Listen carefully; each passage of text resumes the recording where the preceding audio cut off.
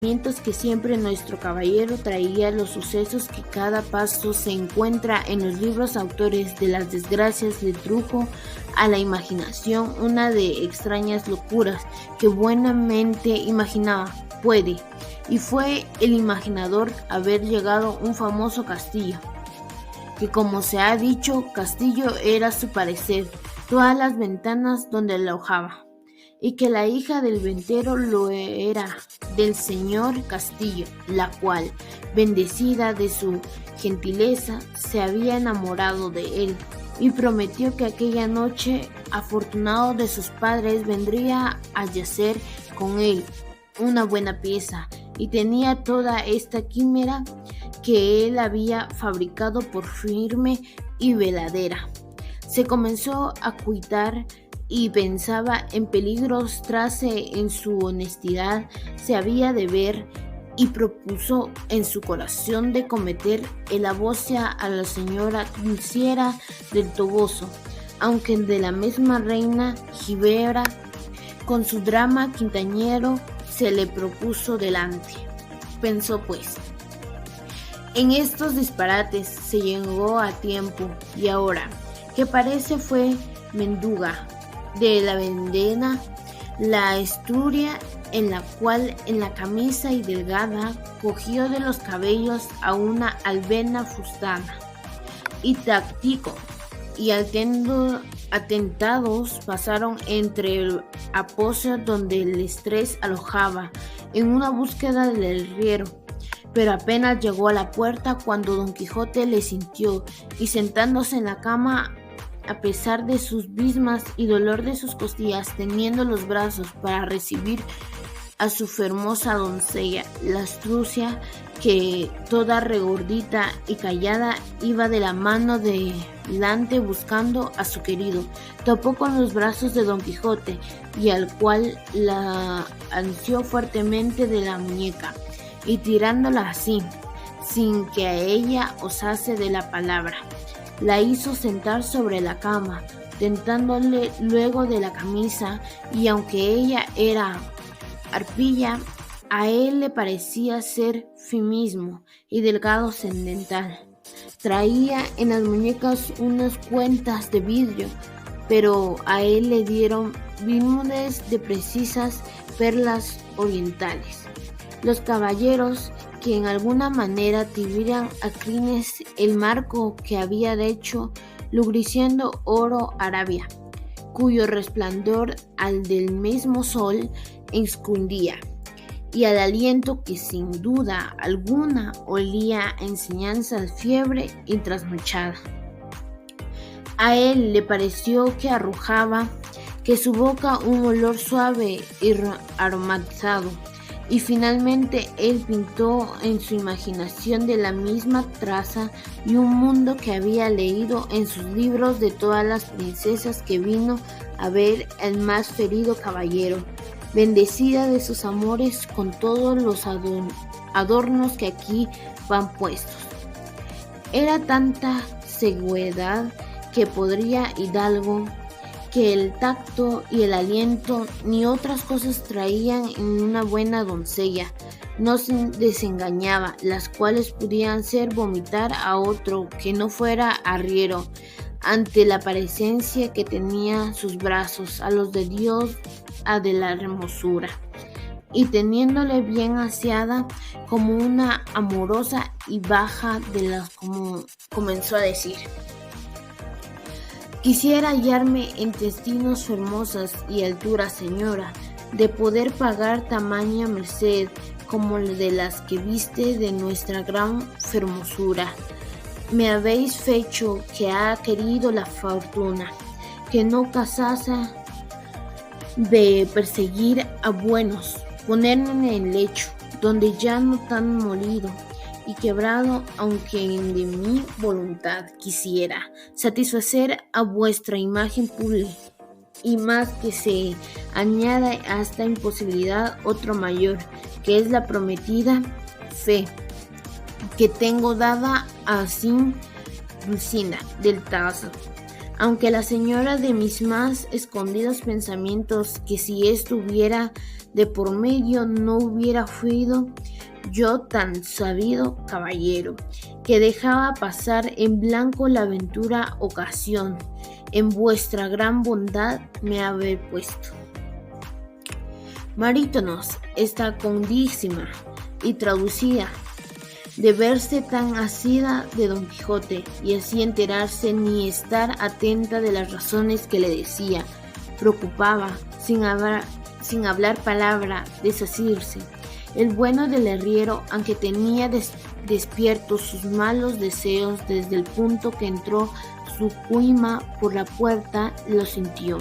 Estuvo atentamente escuchando todo lo que Don Quijote decía y, celoso de que Asturias le hubiera faltado a la palabra por otro, se fue llenando más el lecho de Don Quijote y estuvo quedo hasta ver que pasaba aquella razón en el que no podía entender, pero como vio a la moza fortalecer por desentirse y Don Quijote trabajar por tenella, pareciéndole mal y burla, en el brazo en alto, y desgarró las terribles puñaladas sobre la estrecha quijada del enamorado Castillo, que le bañó toda la boca de sangre, y no contestó. Con esto se le subió encima de las costillas, y con las pies más el trote se le pusieron del cabo a rabo. El hecho, que era poco endeble, fue firmemente fomentado. No pudieron sufrir la añadidura del herrero. Dio conseguir el suelo, cuya gran ruido despertó al ventero, y luego imaginó que veía de ser dependirse de Maritornes, porque habiéndola sentido de la peleza, la moza había visto su venía, y era condición terrible. Toda mendrocía y alborotada, se cogió de la cama de Sancho Panza, que aún dormía, y ahí se acurrucó y hizo un ovillo. El ventero en otro decía: ¿A dónde estás, puta? Bueno, seguro que tus cosas estás. En esto despertó Sancho y le sintió aquel bulto casi encima de sí. Pensó que tenía pesadillas y comenzó a dar puñaladas una y otra parte en otras cosas. Alcanzó no sé cuántas maritoses, la cual sentía dolor, echando a rodas honestidad.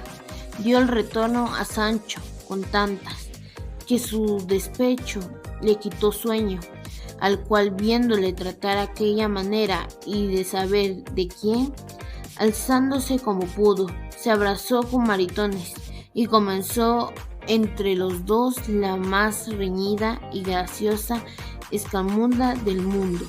viendo y pues en ariendo de las lumbres el jardín del ventero, cual andaba su dama, que dejando a Don Quijote acudió a dalle el socorro necesitario. Lo mismo hizo el ventero, pero con intención diferente, porque fue castigar a la moza, creyendo sin duda que ella solo era la ocasión de toda aquella armonía. Y así suele decir: el gato al rato, el rato a la cuerda a la palo. Daba al arriero a Sancho, Sancho a la moza a él, el ventero a la moza, y todo menduraba con tanta priesa que no daba punto de reposo. Fue lo bueno que el ventero se apagó el jardín, y como quedó escuta, daba tan sin compasión todos a bulto que los que ponían la mano no dejaban como sana. Alojaba a aquellos aquella noche en la ventana del cuadrillo, de los que llamaba Santa Hermandad, vieja de talado, y cual oyó asimismo el extraño encuentro de la pelea,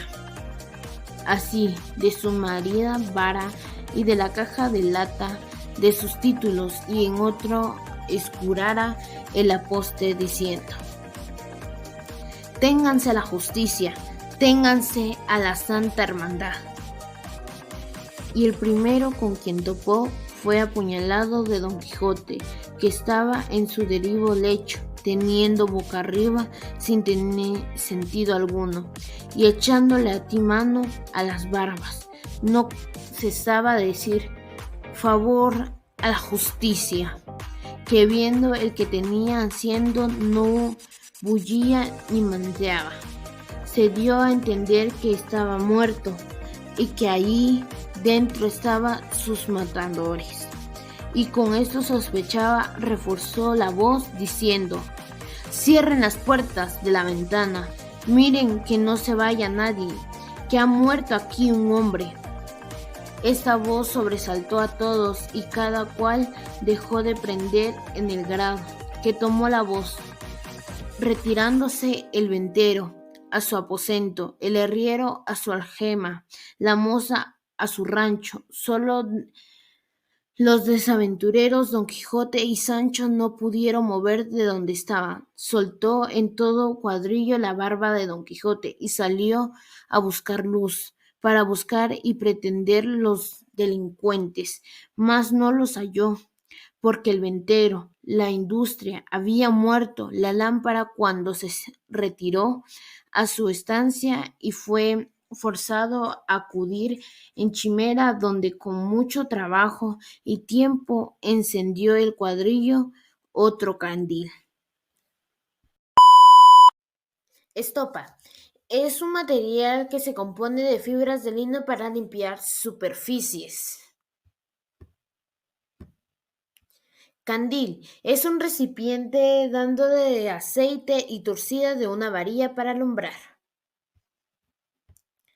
Ventero es el que tiene el cuidado y el encargo de las ventas del hospedaje de los pasajeros y viajeros.